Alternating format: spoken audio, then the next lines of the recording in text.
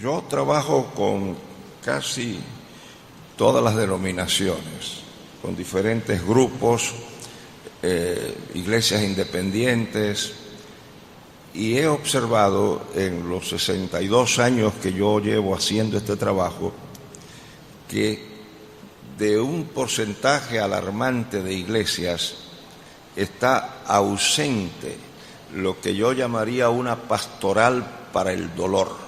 El sufrimiento en muchas iglesias hace que esos sean miembros que se aíslan o los aíslan, porque hemos desarrollado una iglesia triunfalista, donde el que cree todo es viento en popa, nada le sale mal, y cuando algo sale mal es porque debe tener algún problema.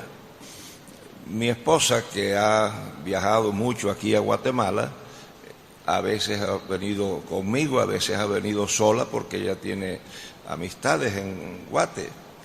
Pues una vez ella me dijo que conoció un pastor aquí en Guatemala y ese pastor estuvo de visita en Miami, entonces ella lo invitó a que se quedara en nuestra casa. Y por la mañana, en el desayuno, yo dije, esta es la oportunidad para averiguar de primera fuente si lo que me han dicho de Guatemala es verdad o no. Y es que a mí me dijeron que aquí hay algunos predicadores y algunas iglesias que creen que cuando un cristiano enferma es porque está en pecado. Y entonces pues yo dije, esta es la oportunidad de preguntarle a este pastor. Y le dije, ven acá, me han dicho que en Guatemala cuando un cristiano enferma es porque está en pecado. Y me dijo, sí, así es. Y le dije, ven acá, y cuando es el pastor el que enferma, ¿qué explicación ustedes tienen? Me dice, bueno, eso es que estaba trabajando tanto que la única manera en que Dios consiguió que descansara fue tumbándolo en una cama. Esa es una buena cosa. Cuando la oveja está enferma, está en pecado. Y cuando es el pastor, es que necesitaba descansar. Y la única manera que Dios consiguió fue enfermarlo. Vamos a trabajar hoy con el amor de Dios en el contexto del sufrimiento de sus hijos. Y esto es lo que yo llamo un ejercicio de filosofía de la religión. Es triste que muchos cristianos se aíslan completamente del mundo y del saber del mundo y solamente dicen que leen la Biblia. Yo conozco un pastor que dijo, me dijo, desde que dejé de leer otros libros y solamente leo la Biblia, todos los domingos se entregan almas al Señor. Bueno, yo respeto eso, pero mucho del dolor de personas cristianas es la ignorancia que tienen de muchas cosas. Un poeta cubano, yo les he dicho anteriormente, José Martí, decía, el hombre no es verdaderamente libre a menos que sea educado. Y Jesucristo dijo, conoceréis la verdad y la verdad os libertará. Cada vez que en un país surge un régimen de fuerza, un régimen dictatorial, lo primero que controla es la educación. Porque para manipular a la gente hace falta mantenerla ignorante. Y ustedes saben por qué hay tal proliferación de disparates y de engaños en la iglesia hoy. Sencillamente porque son ignorantes de lo que es la fe cristiana. Yo he dicho que muchas de las riquezas que tienen algunas iglesias hoy y muchas de las riquezas que algunos pastores tienen no viene de la mano del Dios de la Biblia, porque el Dios bíblico es un Dios moral. Y cuando tú dices el Padre nuestro, el pan nuestro de cada día, dámelo hoy, si el Dios de la Biblia es el que manda ese pan, nunca lo va a mandar a través del fraude, del engaño, de la manipulación. Cuando tú recoges la ofrenda en la noche de la siembra y la cosecha y dices que pongas un quetzal y Dios te va a dar 10, estás manipulando la avaricia humana. Y ese quetzal no lo pone Dios en el plato. ¿A qué se debe eso? Pues hay pastores que viven en mansiones. Recuerdo uno de ellos que su casa cuesta $7.4 millones. ¿Y saben lo que dicen los pastores que viven en esas mansiones? Que ese es un regalo de Dios. Ese Dios parece que hace acepción de personas con sus hijos, porque tiene alguno de sus hijos a los que le ha regalado una mansión de $7 millones y a otros lo tiene en un ranchito que tiene goteras que cuando llueve hay que mover los muebles. Parece que Dios no quiere tanto a esos hijos como a este hijo. Yo no sé cómo la gente puede aceptar eso, pero lo aceptan y contribuyen para todas esas cosas. Hay pastores que tienen su propio avión porque no pueden perder el tiempo haciendo cola en el aeropuerto. Ya usted sabe. El sufrimiento también de muchas gentes es porque no tienen la información correcta para manejar su dolor. Fíjense, hemos desarrollado una iglesia triunfalista, que es diferente a una iglesia triunfante. La iglesia de Cristo es triunfante, victoriosa, pero no triunfalista. Y muchas de las ofertas que hacen algunos predicadores no tienen base en la Biblia. Por ejemplo, cuando hablan de la noche de los milagros, porque ustedes saben que Dios está departamentalizado. Y hay una noche para hacer milagros, y una noche para recoger ofrendas, y una noche para otra cosa. También Dios es particular porque Él no está en todos los países todos los años. Por eso es que dicen, este es el año de Guatemala. El Señor ha declarado este año como el año de Guatemala. Quiere decir, los demás países se fregaron. Tienen que esperar a que sea el año de Venezuela, el año... Y la gente se cree esas cosas, Entonces, esta es la noche de los milagros. Y Dios va a hacer milagros, invite a la gente. Entonces hay una señora que tiene una vecina que tiene cáncer y le han dicho que es terminal. Le dice, señora, acompáñeme a la iglesia, que esta es la noche de los milagros y Dios la va a sanar. Y la señora va con tanto entusiasmo. Pero se acaba la noche de los milagros y la mujer no es sanada. Pero entonces una hermana se le acerca. Hermana, a lo mejor usted, Dios no la sanó, porque usted no tiene fe. Porque acuérdese que para el que cree todo es posible. Entonces ahora la señora, además de tener cáncer, es incrédula. Le agregaron un problema. Pero a lo mejor viene otra señora de la iglesia que está más iluminada y dice, hermana, ¿por qué usted no examina su corazón? Si a lo mejor es que usted tiene un pecado escondido. Y acuérdese que la palabra dice que Dios no oye a los pecadores. Ahora la señora está en pecado y no sabe dónde está el pecado. Si se hubiera quedado en la casa habría salido mejor, porque ya tenía cáncer que es grave, pero por haber venido a la noche de los milagros, ahora tiene cáncer, es incrédula y está en pecado. Lo único que hace falta es que le enseñen dónde hay un árbol, le den una soga y que se ahorque la pobre mujer. Dios no hace esas ofertas. En la Biblia no hay garantía de que Dios sanará al que le pida que lo sane. Esa garantía no está en la Biblia. Y yo llevo décadas estudiando la Biblia. Y yo me acerco a la Biblia con ojo crítico, ojo analítico. O sea, para mí no es suficiente que el pasaje esté en la Biblia. Yo tengo que analizarlo, registrarlo, y entonces yo llego a la conclusión si lo dijo Dios o no lo dijo Dios. Porque hay cosas en la Biblia que no las ha dicho Dios. Cuando la serpiente dice, no moriréis, mas sabe Dios que seréis iguales a Él, ¿inspiró Dios esas palabras?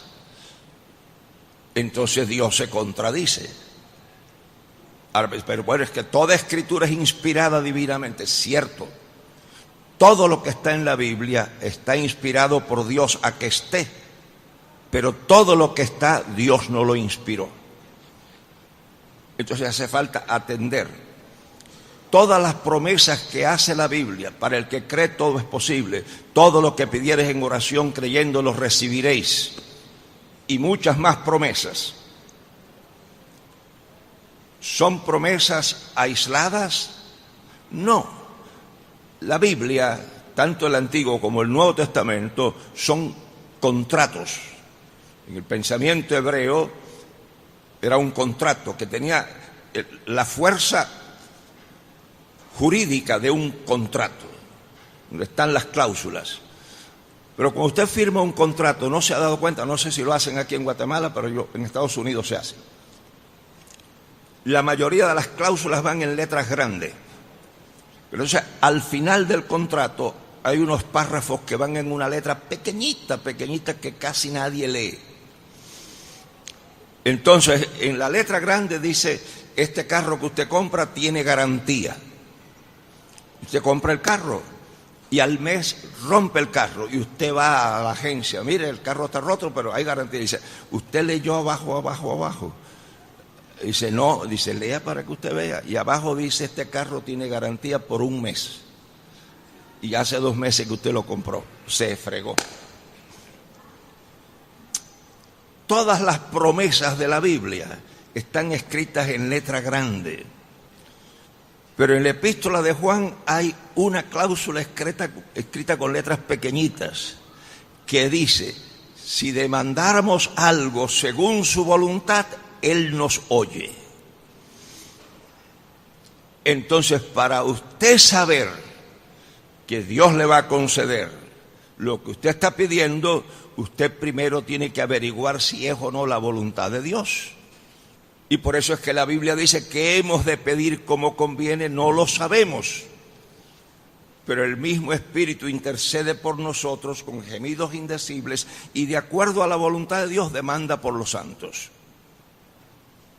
Entonces quiere decir que Dios sí sana. Y que Dios sane no es un milagro. Es un milagro para los seres humanos, pero no para Dios. Lo sobrenatural para nosotros es la forma natural para Dios de obrar. Un ingeniero que diseña un carro y el carro rompe, ¿lo podrá arreglar? Y cuando el ingeniero lo arregla, dicen, ¡qué milagro lo arregló! Chico, ¿quién fue el que lo inventó?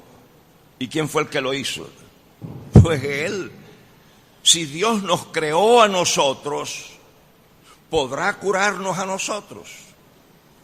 Que Dios sana no es una afirmación de fe. Que Dios sana es una afirmación de lógica. Quien nos hizo nos puede curar. Que Dios cura, que Dios sana a todos sus hijos que enferman, no. Que Dios libra de la boca de los leones, no libró a hombres. La Biblia no habla de hombres que fueron librados de la boca de los leones. ¿Y qué pasó con los otros cristianos en el circo romano? Que se lo comieron los leones. Carmita tiene una perrita pequeñita y yo se la sacaba a pasear. Ya no puedo porque ya está cieguita, pero cuando era más joven yo la paseaba. Y un día paseando a la perrita por debajo de una cerca que estaba rota, salió un perro a atacar a la perrita. Yo la cogí en las manos y la levanté, porque si el perro me muerde a mí, yo llego a la casa, pues Carmita lo único que me decía, ay, mi amor, corre para emergencia. Pero si a la que mordieron fue a la perrita, el problema que se me crea es serio. Pero ¿cómo no la protegiste? ¿Pero cómo dejaste que la mordiera? ¿Pero cómo dejaste? Y se forma un lío del carro. Entonces yo no pensé en el brazo mío, sino en la perrita, porque me iba a buscar menos problemas si me mordían a mí que si mordían a la perrita. Y la levanté, Pero el perro no estuvo tranquilo y saltó y me enterró los colmillos en este brazo. A echar sangre, se ha dicho. Corrí para la casa y como en efecto, cuando Carmita vio a la perrita bien, nada más me dijo, ay, pues ve a emergencia, que curen. Y fui para emergencia, no. Pero días después como que medio me molesté, porque me vino a la mente, oye, si yo he leído en la Biblia que Dios tapó la boca de los leones, ¿qué es más fácil, taparle la boca a un león o al perrito sarnoso ese que me mordió, chico? Y eso disgusta, ¿sabes? Eso disgusta. No podría haberle arrancado la cabeza al dichoso perro cuando él le tapó la boca a los leones, chicos. Pero es que Dios a su discreción le tapa la boca a los leones o deja que los leones se lo coman a sus hijos. Y el que no esté de acuerdo con eso, porque deje de ser cristiano, pero es así. Ahora fíjense ustedes,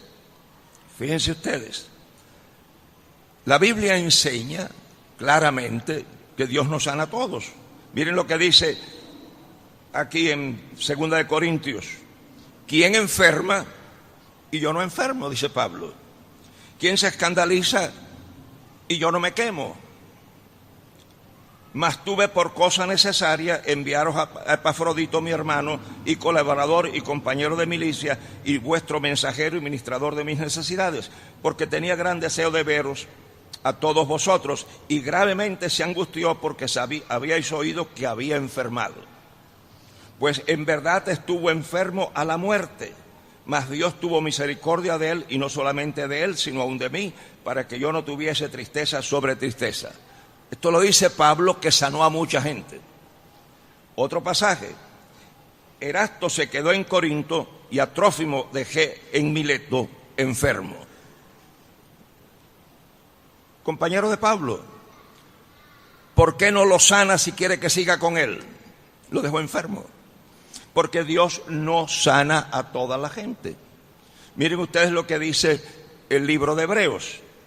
¿Y qué más digo? Porque el tiempo me faltaría contando de Gedeón, de Barak, de Sansón, de Jefté, de David, así como de Samuel y de los profetas, que por fe conquistaron reinos, hicieron justicia, alcanzaron promesas, taparon bocas de leones, apagaron fuegos impetuosos, evitaron filo de espada, sacaron fuerzas de debilidad, se hicieron fuertes en batalla, pusieron en fuga ejércitos extranjeros. Las mujeres recibieron sus muertos mediante resurrección, mas otros fueron, y aquí viene la lista.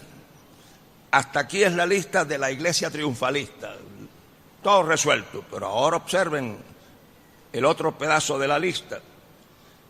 Mas otros experimentaron vituperios y azotes, y además de esto prisiones y cárceles. Fueron apedreados, aserrados, puestos a prueba, muertos a filos de espada, anduvieron de acá para allá cubiertos de pieles de ovejas y de cabras, pobres, angustiados, maltratados, de los cuales el mundo no era digno, errando por los desiertos, por los montes, por las cuevas y por las cavernas de la tierra. Y observen cómo termina la lista. Y todos estos, aunque alcanzaron buen testimonio mediante la fe, no recibieron lo prometido. Ahora, cierra esto de esta manera: por lo cual Dios no se avergüenza de llamarse hijo, Dios de ellos, porque les ha preparado una ciudad. Aquí hay una lista de gente que fue librada de los leones y gente que fue aserrada. Y ambos grupos, dice Dios que Él no se avergüenza de ellos, porque el cristianismo no se valida con lo que te ocurre. No, el cristianismo se valida con la conducta. Por sus frutos los conoceréis. Y la Biblia dice que Cristo en aquel día se referirá a algunos que en su nombre echaron fuera demonios, y en su nombre sanaron enfermos, y en su nombre profetizaron. Y Él les dirá: apartaos de mí, obradores de maldad, no os conozco. Lo que valida que usted es cristiano no es si se le quema o no la casa, si cuando el avión se estrella usted murió o sobrevivió. Lo que valida el cristianismo es la conducta. Por sus frutos los conoceréis. Un caso más. Ustedes saben el testimonio que tenía Cristo de Juan el Bautista. Y saben la opinión que tenía Cristo de Pedro. De Pedro dijo: apártate de mí, Satanás, que me eres escándalo. Y de Juan el Bautista dijo: de los nacidos de mujer, ninguno es mayor que Juan el Bautista. Imagínese, usted va ahí al Pacífico, usted vive en Pacífico, y llegan Juan y Pedro a visitarlo. Y dice: oye, me han dicho que aquí la playa aquí, el mar aquí es muy lindo, vamos a pasear. Y usted lo monta en un bote que usted tiene. Y se van por allá afuera a pescar y los coge la noche. Cuando ya está oscuro, regresan al muelle. Pero se presenta una tormenta y el botecito empieza a hacer agua. Y usted que sabe, los tres no podemos seguir en el bote porque se va a hundir el bote y nos vamos a ahogar los tres. Y yo no me puedo tirar al agua y ahogarme yo, porque entonces estos dos no llegan porque no conocen la ruta. Entonces, como no lo puedo salvar a los dos, por lo menos salvo a uno. Con el testimonio que tiene usted de la opinión de Cristo, de estos dos, ¿a cuál tira el agua? Se fastidió Pedro. Y le dije: Pedro, lo siento, pero no los puedo llevar a los dos. Y Cristo me está esperando en la orilla. Y cuando usted llega allá con Juan el Bautista, le dice: te equivocaste, chico. Tenías que haber tirado a Juan el Bautista y haberme traído a Pedro, porque eso fue lo que hizo Dios. A Juan el Bautista le cortaron la cabeza, y esa es una de las muertes más ridículas que hay. Porque le cortaron la cabeza para satisfacer la lascivia y la pecaminosidad de una mujer. Y Pedro, sin embargo, está en la cárcel y un ángel entró y lo sacó. Se lo llevó. Yo estudié Nuevo Testamento en la Universidad de Rochester y tuve un profesor que, dicho en cubano, si acaso eso no se dice aquí, ustedes me lo dicen y yo no lo vuelvo a decir, pero en Cuba el superlativo de incredulidad, cuando usted dice que quiere ser un superlativo para decir que esa persona no cree, se dice que no cree ni en la madre que lo parió. Eso quiere decir, y ese profesor no creía ni en la madre que lo parió.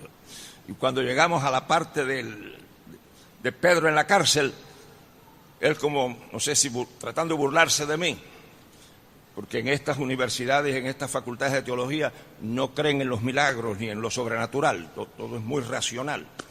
Entonces me dice: ¿qué tú quieres decir? ¿Que un ángel aleteando se metió en la celda y se lo llevó? Y le dije: mire, doctor, yo no sé si el ángel aleteaba o no aleteaba. Yo lo que sé es que entró y se lo llevó. Entonces me dice: tú le pones a la Biblia cosas que la Biblia no dice.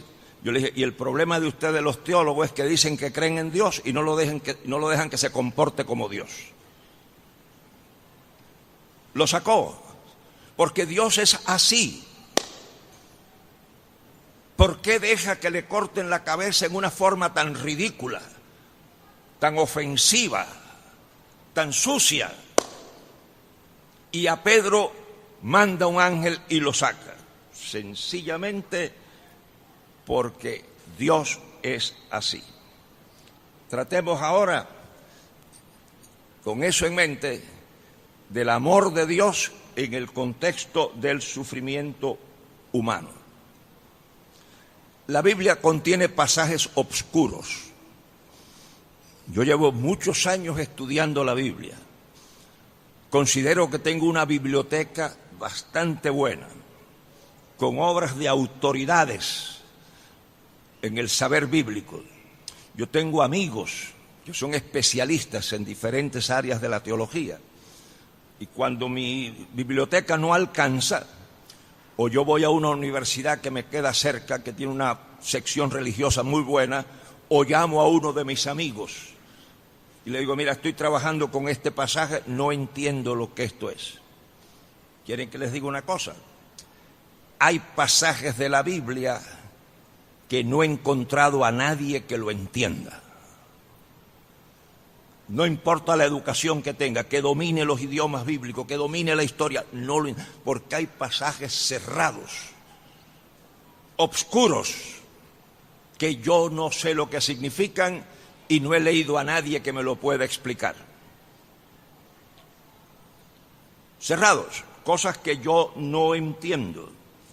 Pero con relación al amor de Dios, la Biblia es transparente.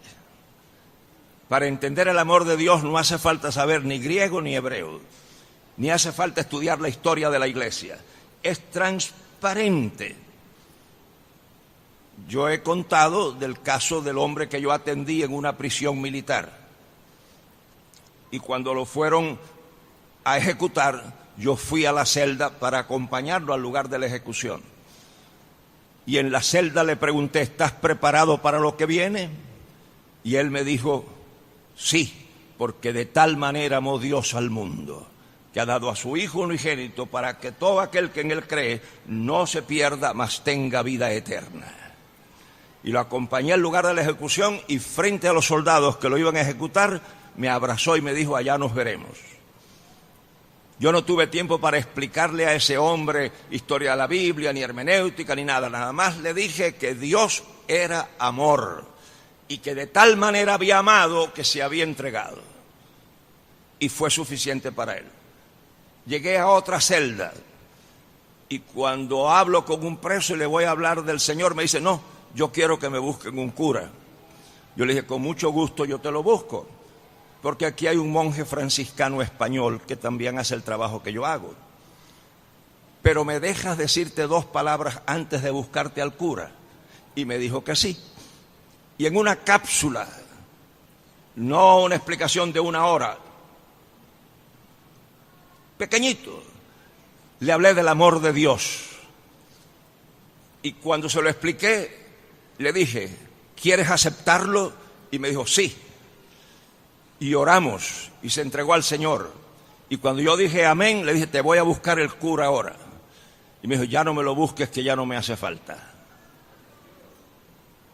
Porque para entender el amor de Dios no hace falta ser teólogo. Pero yo, habiéndoles dicho esto, les digo y confieso que yo he tenido y de vez en cuando tengo serios problemas intelectuales con Dios. Hay gente que tienen una fe que es como que están en una alfombra mágica o en una cápsula espacial. Yo no. Yo he tenido serios problemas con Dios. Problemas intelectuales, no problemas de que Dios es real. Yo sé que Dios es real y ayer trabajamos con un grupito aquí. Y se puede demostrar lógicamente, científicamente, que Dios es real. No hay duda. Con lo que yo a veces tengo problemas intelectuales, no es de que Dios es o no es, sino con la manera en que Dios administra el mundo. Y si usted no los ha tenido, que Dios me lo bendiga y siga en esa burbuja. Y ojalá que no se explote la burbuja. Pero cuando yo veo el abuso, cuando yo veo la maldad, cuando yo veo que Dios no interviene para amparar al desamparado, y el terrateniente explota a sus empleados, tengo problemas, y problemas serios. Lo que después que se me pasa pienso, si yo fuera Dios, estaría haciendo lo que Dios hace porque tendría yo los elementos de juicio que lo justifican, entonces me tranquilizo.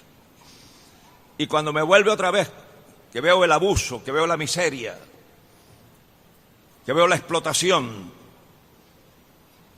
que veo gobernantes que viven como sultanes y su pueblo no tiene facilidades médicas y sus carreteras están llenas de hoyo y no hay escuela, me vuelvo a molestar y me vuelvo a tener problemas intelectuales. Y entonces trato de consolarme diciendo, pero si Dios me explicara. Y entonces imagino a Dios diciendo, yo le explicara a Gerardo, pero si le explico no lo va a entender. Y si no lo va a entender, ¿para qué le voy a explicar? Porque para entender a Dios, ¿qué es lo que hace falta? Ser Dios. A mí me da la gracia con algunos que hablan de Dios como si fueran vecinos, que estudiaron en la misma escuela y jugaron pelota juntos. Dios es un ser complejo. Dios es un ser complejo. Ahora usted dirá, pero ¿y esto es un predicador? Y vas a buscarte problemas tú por haberme invitado. Pero a este incrédulo que tú invitaste, yo no inventé este problema, ni fui el primero que lo inventó.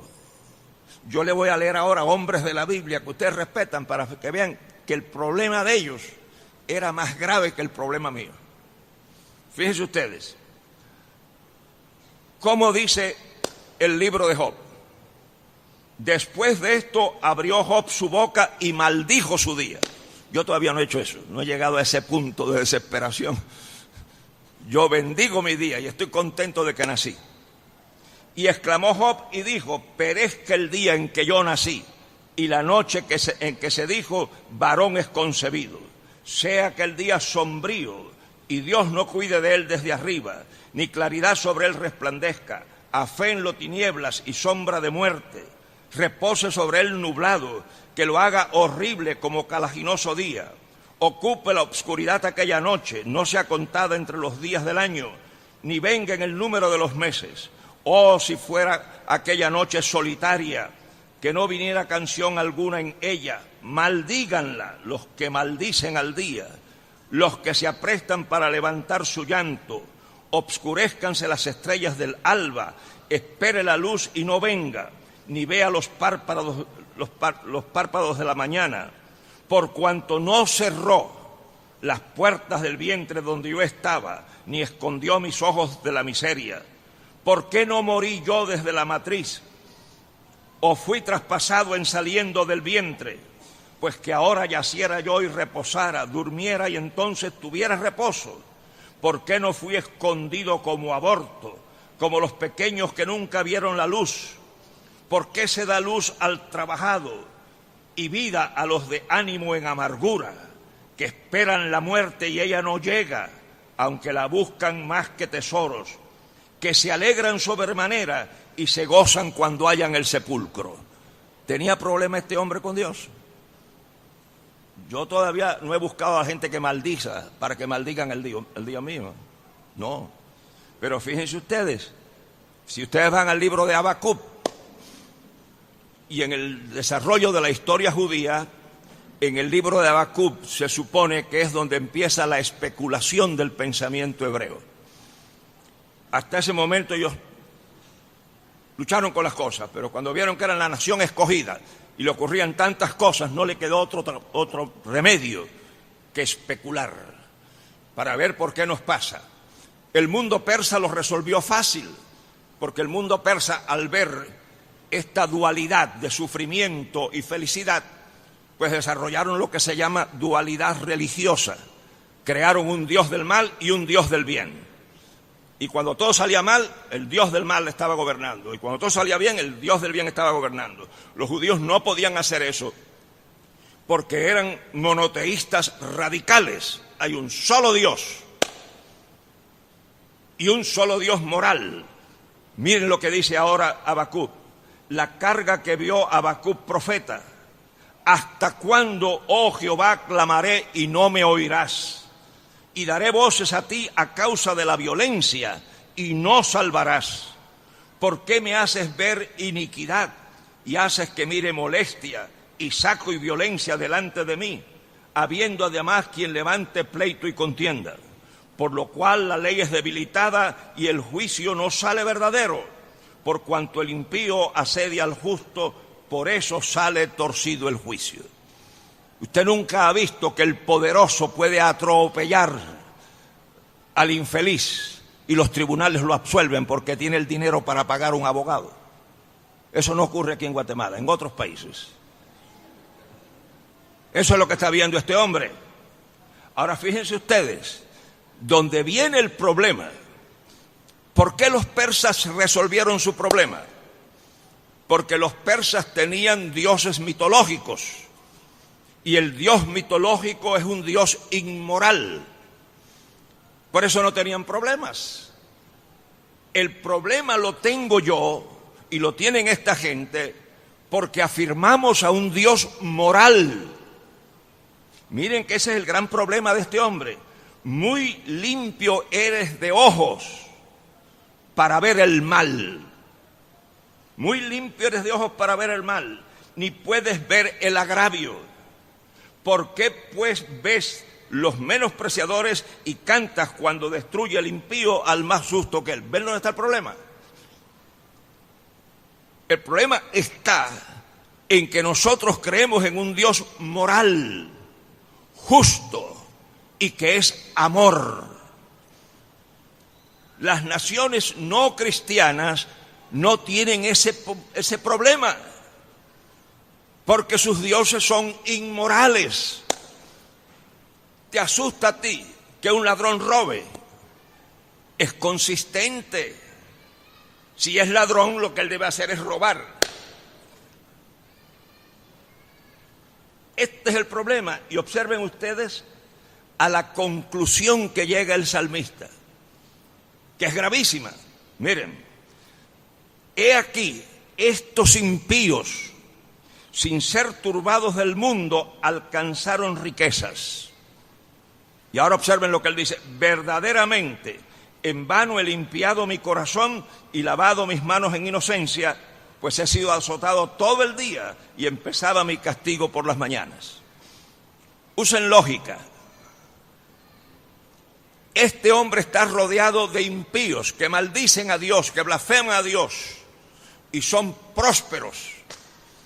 Al principio del Salmo dice que consiguen los antojos de su corazón. Y antojo no es una necesidad. Yo no sé aquí si les pasa eso, pero las mujeres cubanas, cuando están en estado, tienen antojos. Y entonces les da por comprarse, qué sé yo, qué vestido, por qué con zapatos, por ir de vacaciones a tal playa. Miren, eso no tiene una razón fisiológica. Lo que pasa es que cuando están en estado y si se antojan, el marido le hace lo que no le haría si no estuvieran en estado. Pero para proteger el bebé, que no se malogre, sí, mi amor, vámonos para la playa, aunque yo lo coja prestado el dinero. Eso es un antojo, algo que usted no necesita. Y estos sinvergüenzas del Salmo 73 conseguían con logros más allá de los antojos de su corazón. Y en el contexto de esos sinvergüenzas prósperos, que no les dolían ni los callos, está este hombre que ha aceptado a Jehová como su Dios. ¿Y qué es lo que él dice? Que mientras esta gente, sin ser turbados del mundo, alcanzan riquezas, mi dolor empieza de por la mañana. Y la conclusión lógica es ¿cuál? Si este maldice a Dios y todo le sale bien, y usted bendice a Dios y todo le sale mal, ¿quién ha hecho mejor negocio?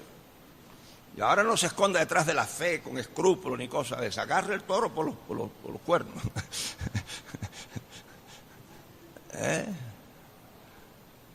Usted anda a pie y él anda en una limusina.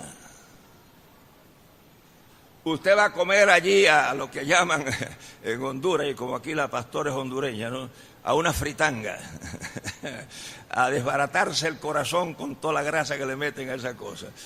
Pero ese impío va a comer al mejor restaurante. ¿Cuál de los dos? La inversión de cuál de los dos es mejor. Y entonces él dice: verdaderamente en vano he limpiado mi corazón y lavado mis manos en inocencia. Es mejor ser impío que adorar a Dios. Y yo no sé si a usted le ha pasado eso por la mente algún día. Miren, hermanos, si yo fuera Dios, y a lo mejor me van a borrar de la lista cuando yo diga esto, si yo fuera Dios, no habría hombre que le pegara a su esposa. Porque como yo soy Dios y yo sé las cosas antes de que ocurran, ese tipo nacía sin brazos. A ver, ¿con qué le va a pegar? Si yo fuera Dios, ningún hombre violaba a una niña de 10 años. Porque yo lo operaba en el vientre. Y ese tipo vería a una mujer y es como si estuviera viendo una cotorrita en un árbol. Porque yo lo hago nacer vacío completamente. Y él no sabe la diferencia entre una niña y una cotorrita. Si yo fuera Dios, nadie emigraba de su país por razones económicas o políticas. Emigraba porque le gusta pasear o porque le gusta vivir en otro país, pero nunca forzado por las circunstancias de su país. Si yo fuera Dios, nadie enfermaba. Si yo fuera Dios, las riquezas de un país estarían bien distribuidas y no habrían personas viviendo en mansiones y personas viviendo en ranchos. Si yo fuera Dios, pero no soy Dios. Y ya les expliqué cómo es que resuelvo el problema. Me tranquilizo pensando que Dios sabe lo que está haciendo porque es un Dios moral y que Él tiene su explicación y que no me explica porque yo no lo entendería. Ahora, yo nunca he tenido problemas con el amor de Dios. El amor de Dios infinito. Yo creo completa y totalmente en su amor. Por eso yo repito con toda sinceridad, ¿a quién tengo yo en los cielos? Y fuera de ti nada deseo en la tierra. El amor de Dios es claro en la Biblia. No te dejaré, no te desampararé, sobre ti he fijado mis ojos. ¿Se olvidará la mujer de lo que dio a luz para dejar de compadecerse del fruto de sus entrañas? Aunque ella lo haga, yo nunca me olvidaré de ti. Sobre ti he puesto mis ojos. Estoy contigo hasta el fin. De mis manos nadie te arrebatará. El que te toca a ti toca a la niña de mis ojos. Me voy, pero vengo a buscarte porque voy a prepararte mansiones donde estarás conmigo por la eternidad. Nunca he tenido problemas con el amor de Dios. Sé que Dios me ama. Y sé que el que aún a su propio Hijo no me negó, ¿cómo no me dará también todas las demás cosas? El problema se me crea cuando yo pongo ese amor en el contexto del sufrimiento de sus hijos. Que sufra un sinvergüenza. Bueno, yo no le deseo el mal a nadie, pero cuando un sinvergüenza, un bandido, lo agarran y sufre, es como una especie de vindicación de mi dignidad. Por eso a mí me gustaba ver un programa de televisión que había hace muchos años, que le llamaban Noche Obscura, Dark Justice, Justicia Obscura, y era porque era de un juez. La jurisprudencia americana es muy técnica.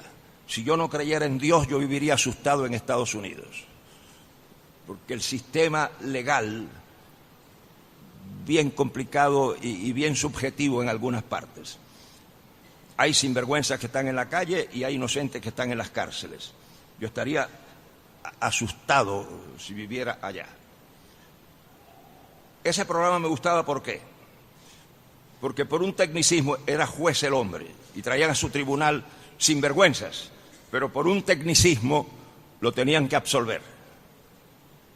Por ejemplo, si un hombre está atropellando a una mujer y llega la policía, antes de defender a la mujer o defendió a la mujer, tienen que leerle los derechos que ese sinvergüenza tiene.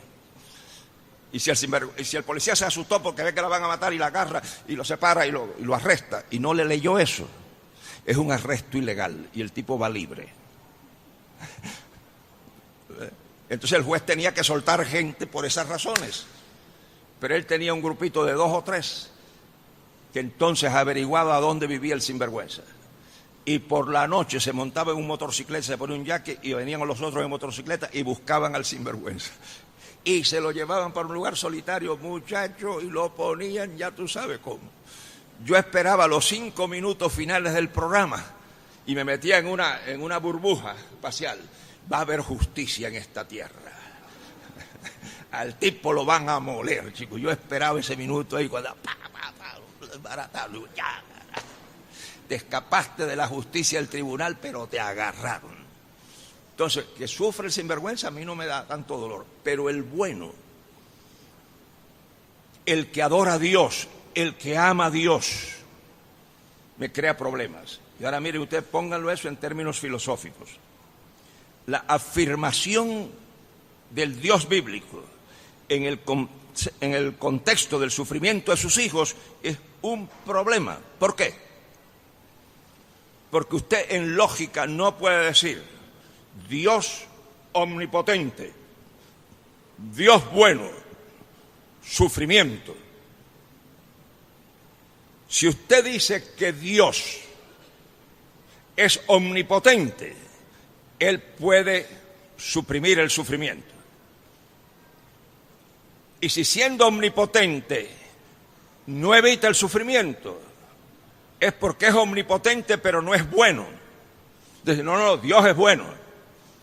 Entonces, si Dios es bueno, va a evitar el sufrimiento. Y si no lo evita, queriéndolo evitar, es porque no puede, es impotente. Entonces usted tiene que, para decir Dios es bueno y Dios es omnipotente, usted tiene que decir que no hay sufrimiento.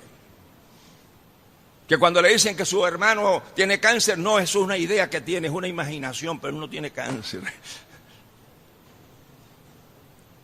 Ahora, fíjense ustedes, si ustedes lo llevan y rapidito, y despreocúpense que al final yo les voy a resolver el problema, por lo menos como lo he resuelto para mí.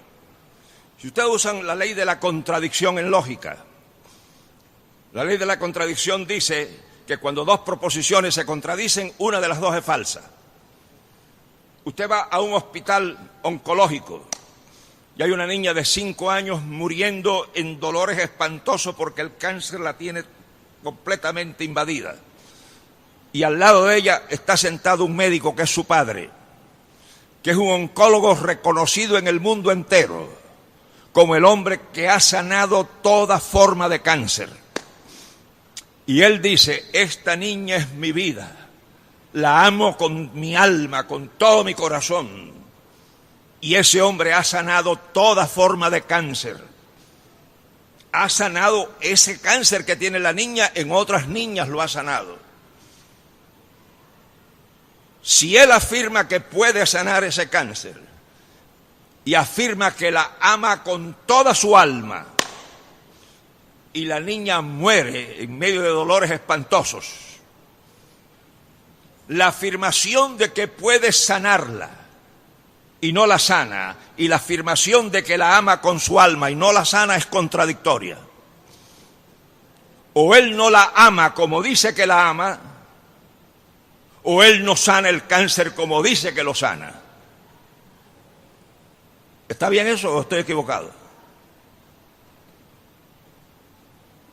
No tienen que decir amén ni nada. Si usted enferma la niña suya o el niño suyo y usted lo puede sanar o la puede sanar, la deja morir en dolores espantosos. A ver, los padres que están aquí, si tu hijita o tu hijito enferman de una enfermedad, de unos dolores terribles, y tú tienes en tus manos el remedio, ¿la ves o lo ves morir en medio de dolores espantosos y no lo curas? ¿Harías eso tú por tu hijo? ¿Sí o sí? ¿Qué harías? ¿Lo dejas morir en dolores espantosos o lo curas? Una prueba más. Ustedes saben que en lógica se usa la idea de silogismo. argumentos. Y un argumento en lógica no es una discusión, sino una idea presentada con cierta organización. Por ejemplo, el ejemplo que se ponía en la escuela era: todos los hombres son mortales. Sócrates es un hombre, por lo tanto, Sócrates es mortal. La lógica no averigua si todos los hombres son mortales o no son mortales, si Sócrates es un hombre o es un ratón. Sencillamente dice que si todos los hombres son mortales y Sócrates es un hombre, Sócrates es mortal. Vamos a tomar versículos de la Biblia. Dios es amor.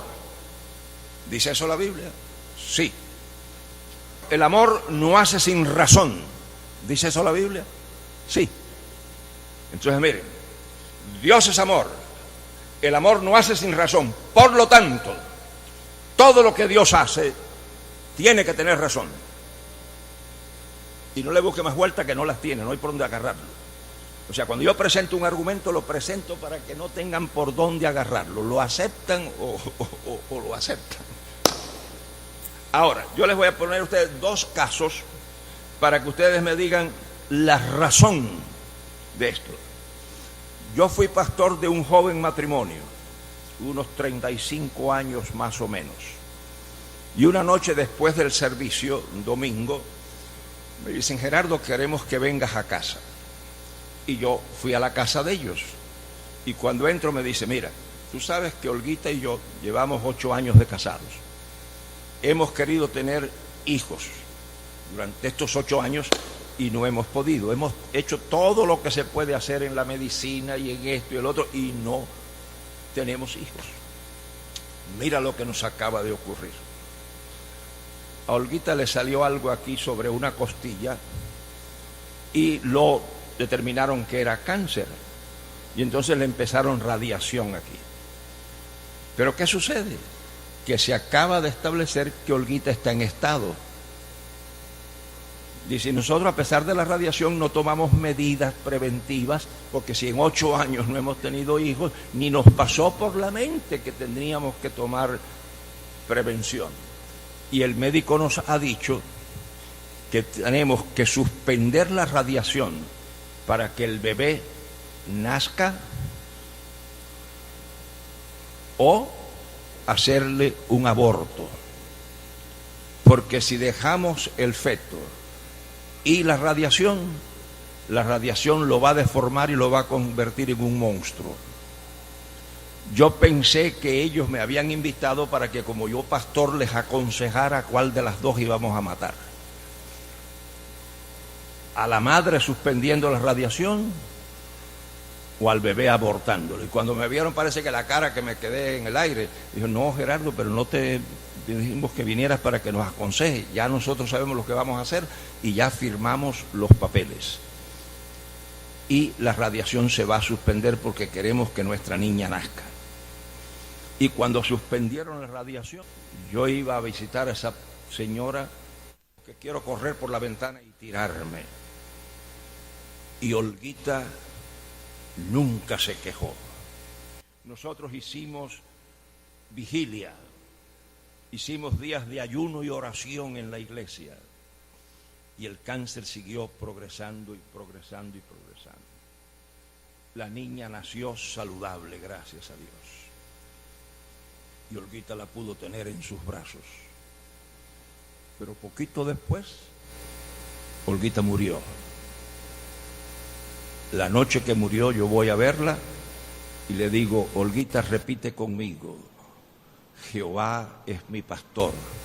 Y ella, casi sin aire, dijo: Jehová es mi pastor. Y dijo: nada me faltará. Y yo tuve que decirle: Olguita, no vamos a seguir porque ya la respiración de ella no daba. Mejor vamos a orar. Y me fui. Y poco después ella murió. Denme la razón de un matrimonio cristiano que ama a Dios, que lo sirve, que por 8 años han querido tener hijos y no han podido tenerlo, y que ahora lo tienen en el contexto del cáncer. Es como si le hubieran dicho a Olguita: al ponerle el bebé en las manos, esto es lo que es ser madre, y arrebatárselo violentamente. ¿Pueden imaginar ustedes eso? ¿Qué razón tiene que a Olguita le haya pasado eso? ¿Por qué no tuvo el cáncer sin embarazo? Y si hubiera muerto sin saber lo que es madre. ¿Por qué no tuvo la niña a los 9 meses de estar casada y la hubiera disfrutado 8 años?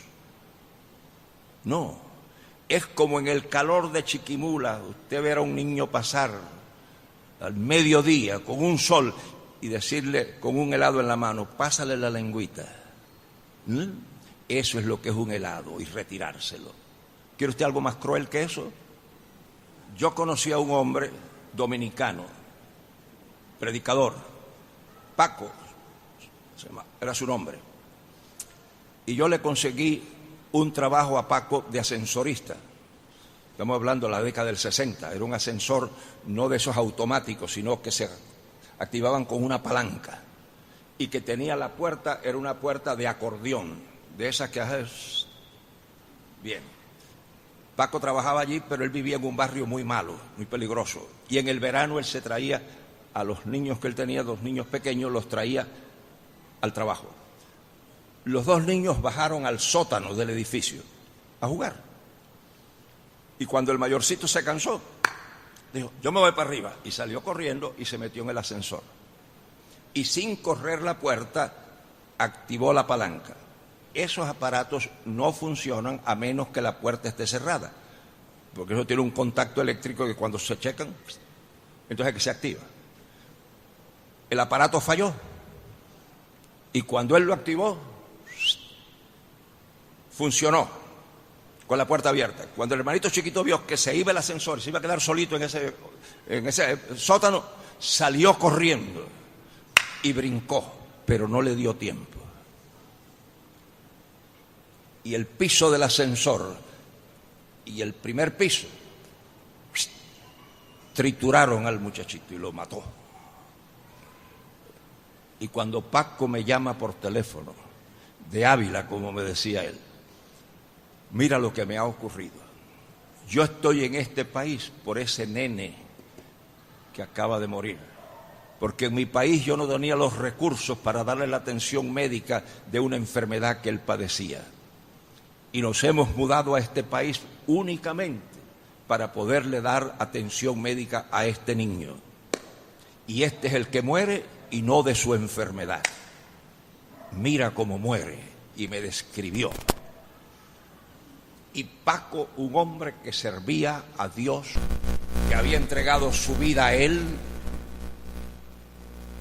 que amaba a Dios, que era un predicador. ¿Qué razón tiene? ¿Por qué no murió el hijo de la enfermedad en su país? ¿Por qué venir a un país extraño, a una cultura extraña, a un idioma distinto? Para que el hijo muera y no de la enfermedad, sino de ese accidente desastroso. ¿Qué razón puede tener? Miren cómo yo lo he resuelto para mi consumo privado. Fíjense cómo yo lo he resuelto. Agréguenle a ese silogismo una parte que está en la Biblia, donde dice la paz de Dios que sobrepuja todo entendimiento. Pónganlo así. Dios es amor. El amor no hace sin razón. Todo lo que Dios hace tiene razón. Pero como alguna de las cosas que Dios hace para mí no tienen razón, me da una paz que sobrepuja a todo entendimiento. ¿Y qué es lo que es una paz que sobrepuja a todo entendimiento? Pues una paz que no tiene razón. Cuando yo voy en caída por ese túnel oscuro, sufriendo la sinrazón de Dios, me reciben unos brazos que así como mi circunstancia no tiene razón, tampoco tiene razón la paz que experimento en medio de la sinrazón. Porque Olguita, ¿cómo debiera haber estado? Sin embargo, todavía lo recuerdo. Nada me faltará. Y yo me he preguntado en qué mundo estaba Olguita, cuando faltándole todo, dice que no le falta nada. Es que cuando nos ocurre lo que nos ocurre, que no tiene razón, como Dios no nos puede explicar por qué está ocurriendo, nos abraza con una paz que tampoco tiene explicación. Yo quedé huérfano a los 9 años y a los 11 tuve que interrumpir la escuela e irme a trabajar. Yo sé lo que es no tener zapatos cuando niño. Yo tenía alpargatas, que era una cosa que hacían de soga y tela. Yo sé lo que es tener una sola camisa cuando era un muchacho. Y mi madre me decía, somos pobres pero no sucios. Su camisa tiene que estar lavada y almidonada. Y para eso yo tenía que andar sin camisa mientras ella hacía eso. Yo sé lo que es pasar hambre. Yo sé lo que es el abuso social. Yo sé lo que es ser empleado de limpieza en la casa de un médico en El Vedado, en La Habana. Yo sé lo que es una señora a la que yo le hacía mandados, decimos los cubanos, encargos que le iba a buscar, y un día en una lata me echó frijoles y arroz y me dijo así, toma, para que te salves, como a un perro al que le echas comida. Yo sé todo eso. Cuando nació mi primer hijo, así, del vacío me vino esta idea. Yo creo que son dardos de fuego del enemigo. Si tú mueres, y yo no estaba enfermo. La primera operación que he sufrido es de hernia a los 70 y pico de años de edad. Nunca antes yo estuve hospitalizado. No tenía razón para pensar que iba a morir. Pero me vino la idea, si tú mueres, se repite la historia. Tu hijo va a sufrir lo que tú has sufrido, lo que tú sufriste, y tu esposa lo que sufrió tu madre. Y se me apagaron las luces. Lo que llama San Juan de la Cruz la noche oscura del alma. Cuando yo hablo de sufrimiento y de la incomprensión de algunas cosas, no es porque lo he leído. Yo sé lo que es una depresión clínica. Yo era pastor y tuve que pastorear con lo que yo llamo el piloto automático. No comía, no dormía, estaba prisionero de una noche oscura que me decía, si mueres, lo que tú pasaste lo va a pasar tu hijito. Y lo que pasó tu madre lo va a pasar tu esposa. Y era una agonía de 24 horas, que no recuerdo cuánto duró. Hasta que un día, en el pequeño altar de la iglesia, me desplomé. No me arrodillé, me desplomé. Ya no había fuerza. Ya no había fuerza. Me caí y le dije a Dios, no aguanto más. Llegué al límite de mis fuerzas y no aguanto más. Y yo nunca he oído ninguna voz, ni he tenido visiones, ni sueños, ni revelaciones. Pero si yo le fuera a poner en palabras lo que me ocurrió cuando llegué al límite de mis fuerzas, es como si Dios me hubiese dicho, ¿tú no crees que si tú mueres, yo puedo hacer por tu hijo lo que he hecho por ti y por tu esposa lo que hice con tu madre? Mi madre murió fuerte casi a los 100 años. Y me levanté con una paz que no tenía explicación. Y jamás me molestó eso, y criamos a los 3 hijos, Carmita y yo, y ya tenemos nietos y bisnietos. Ustedes no saben lo que es un muchacho joven como yo casado con una bisabuela. Eso no es fácil, ¿saben? Pero ahí voy luchando.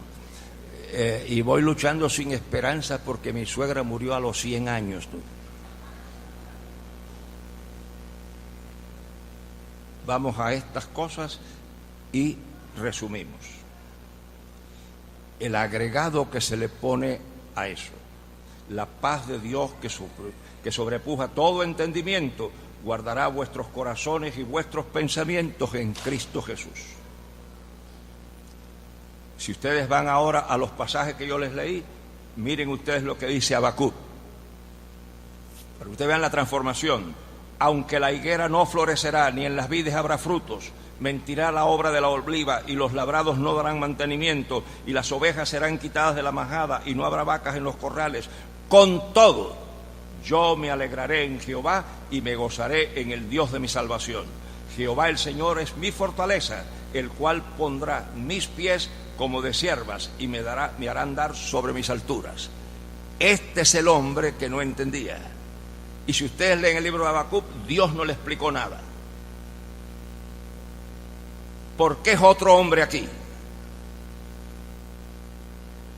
Porque en la incomprensión de lo que le ocurre, lo abrazó una paz que no tiene explicación. Y por eso él dice: aunque me ocurra lo que me ocurra, con todo yo me alegraré en Jehová. Y miren lo que dice el Salmo 73. Él dijo, el hombre que dijo que en vano había creído: y en cuanto a mí, el acercarme a Dios es el bien. He puesto en el Señor Jehová mi esperanza para contar todas sus obras. Y para que ustedes vean la magnitud de la paz sin explicación. ¿Quién dice esto? Un judío. Y la cultura judía, la cosmovisión judía era concreta. La bendición de Dios para ellos no era una cosa en el corazón. La bendición de Dios para ellos tenía que ser concreta. Por eso salvación para ellos no era algo del alma, sino ausencia de hambre, ausencia de guerra y ausencia de enfermedad. Este hombre que funciona en un nivel tan concreto, miren ahora el nivel de abstracción en que funciona. Y en cuanto a mí, el acercarme a Dios es el bien. Eso es abstracto. No, para un judío, en cuanto a mí, el que Dios me haya resuelto el problema es el bien. Esa paz no tiene explicación. Y si ustedes van al libro de Job, he aquí, aunque me matare, en él esperaré. De oídas te había oído, mas ahora mis ojos te ven. Por tanto me aborrezco y me arrepiento en el polvo y la ceniza. Lean el libro de Job completo. Dios no le explica nada a Job. ¿Cómo si no le explicó? Ahora Job es otra persona.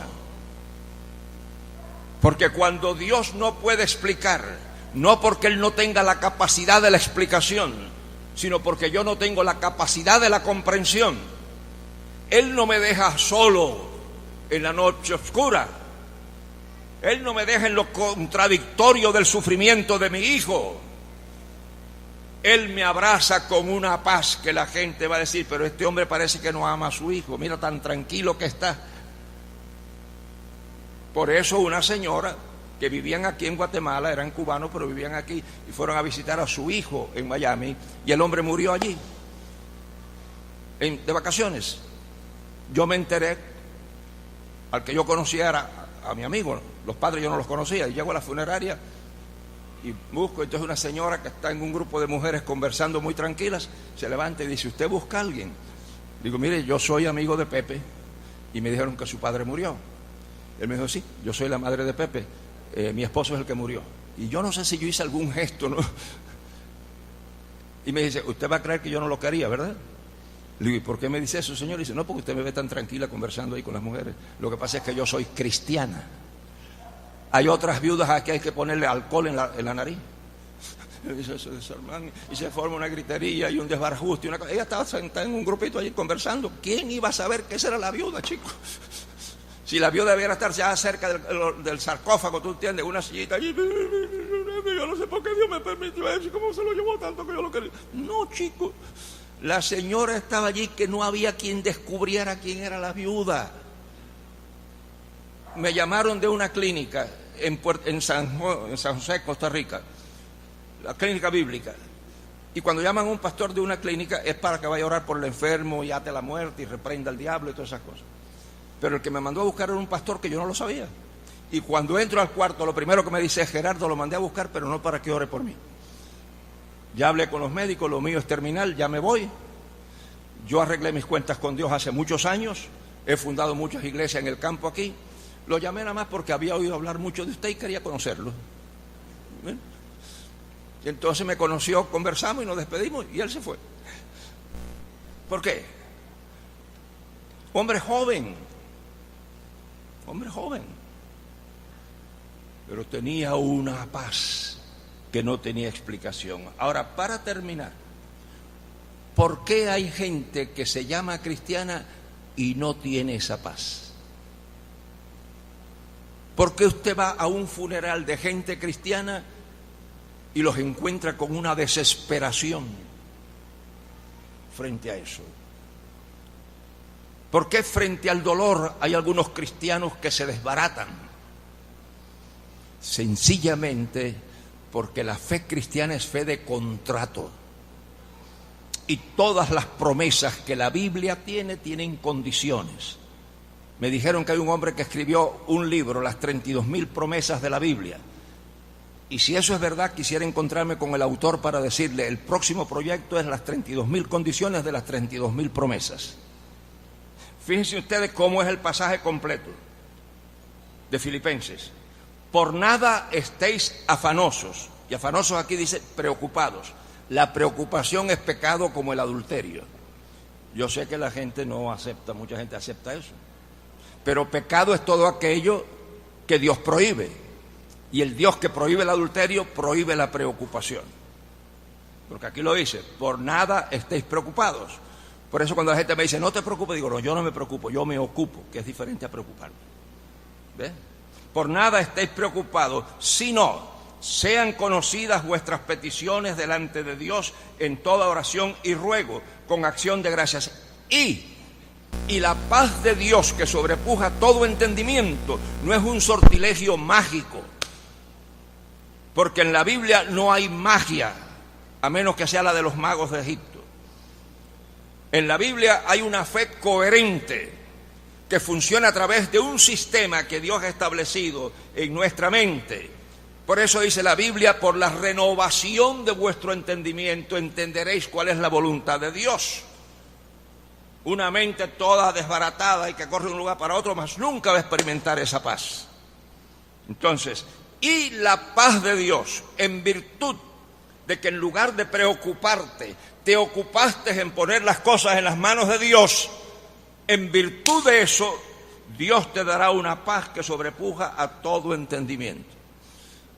Concluyo diciéndoles esto: la fe no es un sortilegio mágico. No. El nombre de Jesús no tiene poder intrínseco. Jesús y Pedrito es la misma cosa. Se lo voy a probar con la Biblia. Ustedes han leído en el libro de los Hechos, para concluir, un hombre que se llamaba Seba, que tenía 7 hijos que eran unos sinvergüenzas, vagos, vagabundos. Entonces, el siglo I era un siglo lleno de demonios. O sea, cuando la Biblia habla de endemoniados, no siempre son gente que tienen un demonio. Si hubieran habido psiquiatras, los hubieran diagnosticado problemas mentales, no habría que echar fuera demonios. Yo no digo que no habían demonios, y yo no digo que Cristo no echó fuera demonios. Habían demonios, pero no tantos demonios como la gente cree. Pero el siglo I era un siglo de demonios, como ahora con la guerra espiritual, que hay demonios hasta en la sopa. Demonio de enfermedad, demonio de resfriado, demonio de pobreza, demonio de esto, demonio de lo otro. Así era el siglo I. Y parece que los hijos de Seba estuvieron en una reunión donde Pablo echó fuera demonios. Y dijeron: muchachos, con la población demoníaca que hay aquí, sacando demonios nos hacemos millonarios nosotros. Y cuando se encontraron con los primeros endemoniados, ¿qué fue lo que le dijeron? Te reprendemos en el nombre de Jesús. Pero fíjate, eran sinvergüenza, pero no brutos. El nombre Jesús era un nombre común en aquel tiempo. Nosotros le hemos dado al nombre Jesús todas aquellas cosas porque es nuestro Salvador. Pero Jesús en el siglo I y Panchito era la misma cosa. Era uno de los nombres que más abundaba. Entonces estos sinvergüenzas le dicen, te reprendemos en el nombre de Jesús, pero no cualquier Jesús. En el Jesús que Pablo predica, para que no haya confusión en esto. Y los demonios dijeron, sabemos quién es Pablo y conocemos a Jesús. ¿Quién rayos son ustedes?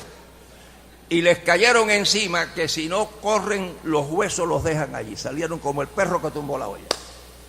Si el nombre Jesús tuviese poder, ¿qué habría pasado? Que los demonios habrían salido. Pero el nombre de Jesús no tiene poder intrínseco. Lo que activa el poder en la pronunciación de ese nombre es que quien lo pronuncie pertenece a ese hombre. Como dice el salmista, oración al Dios de mi vida. Cuando tú eres propiedad de Dios, tú tienes los derechos de hijos. Por eso a veces a mí me sorprende la oración y se desbaratan, que yo la he hecho a veces. Y digo, pero eso no es así. Es una oración pagana, donde te tiras al piso, Señor, que mira, que. No. Si yo cumplo y satisfago las obligaciones de hijo, Dios tiene que cumplir las de padre. Cuando un hijito tuyo viene y te dice, mira papá, tengo los zapatos rotos, y va a empezar la clase, él viene y dice, mira papi, tengo un roto en el zapato se me entra el agua, y ahora va a empezar la lluvia y tengo que ir a la escuela, ¿tú crees que me puedes comprar un par de zapatitos? No tienen que ser de diseñador, cualquier zapatico de eso, pero es para que no tenga un roto. Y entonces papá dice, bueno, voy a pensarlo a ver si te lo compro. No, chico, el muchacho va y dice, papá, se me rompieron los zapatos, tienes que comprarme zapatos. Ahora, si el hijo no reconoce al padre, que no le den ni la hora. Como un matrimonio que me pide consejo, le pagan la universidad al hijo, le pagan el apartamento, le pagan todo. Entonces, el hijo empezó algo que los padres no lo veían muy bien. Y cuando los padres quisieron hablar con él, el hijo ya se echó para atrás porque ya él es un hombre.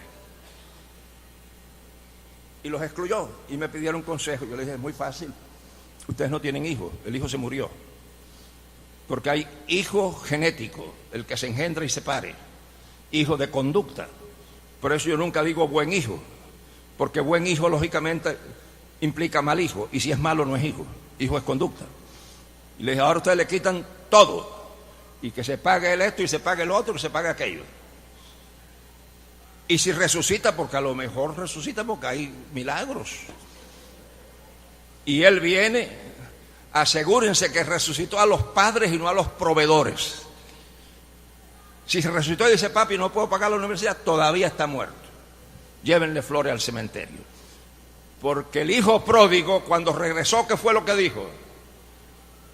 Pidió que lo incluyeran otra vez en el testamento. Tenme ahora como uno de tus trabajadores. Para que Dios actúe con la paz que sobrepuja todo entendimiento, usted tiene que ser de Dios. Dios no es una sala de emergencia donde usted corre cuando se le llena el cuarto de agua. Usted tiene que establecer una relación de pacto, de contrato con Dios. Y usted puede estar seguro y segura que en su crisis que no tiene explicación, si usted en lugar de preocuparse, afligirse, correr para aquí y para allá, pone el objeto de su dolor y de sus circunstancias sin explicación en las manos de Dios, Dios le va a dar una paz que así como no se explica su circunstancia, no se va a explicar la tranquilidad que usted tiene. Y eso no falla porque las leyes de Dios no fallan. Y esta no es una oferta de un predicador o de una iglesia, es una oferta de la Biblia. Por nada estéis preocupados. Tomad el objeto que produce preocupación y ponedlo en las manos de Dios. Y en respuesta, cuando Dios agarra el paquete, en respuesta te da una paz que no tiene explicación. Vamos a tener un momentito de oración. Y yo no sé la circunstancia de ustedes aquí, pero puede que hoy no necesiten esto, pero pueden que lo necesiten mañana, porque la Biblia habla de cuando llegue el día malo. Tarde o temprano, todos tenemos una noche oscura del alma. Y esto a lo mejor es medicina curativa para los que están en una crisis y medicina preventiva para los que pueden tener una crisis mañana. Padre que estás en los cielos, te damos gracias infinitas por tu amor, gracias infinitas por tu misericordia. Tú conoces, oh Señor, todas las cosas. En ti las cosas no ocurren, las cosas son. Yo te presento esta congregación para que tú te glorifiques. Tú sabes el dolor y la angustia que puede haber, Señor, o que habrá, que puedan acudir a ti y en lugar de preocuparse, tomar el objeto que puede preocupar y ponerlo en tus manos. Yo sé que tú garantizas que al recibir ese paquete, tu respuesta será dotarlos de una paz que no podrán comprender. A la gloria de tu nombre. Amén. El Señor me los bendiga ricamente.